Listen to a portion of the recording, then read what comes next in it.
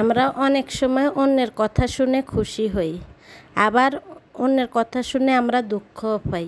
অন্য একটা মানুষ যখন আমার নামে ভালো কিছু বলে তখন আমরা খুব খুশি হই, তেমনি আবার খারাপ বললেও মন খারাপ করি। এটা আসলে হওয়া উচিত না। আসলে আমি মানুষটা কেমন, ব্যক্তিটা কেমন, এটা আমি ভালো করেই বুঝি। আমার ভিতরে খারাপটা যেমন আছে, আবার ভালোটাও আছে। আমার ভিতরে যে ভালো এবং মন্দটা আছে সেটা নিয়ে আমাকে খুশি থাকা উচিত। অন্যের কথায় খুশি বা দুঃখ কোনোটাই পাওয়া উচিত না, কারণ এরা এক একবার এক এক কথা বলবে। আজ যে আপনার ভালো বলবে কাল সে বলবে না।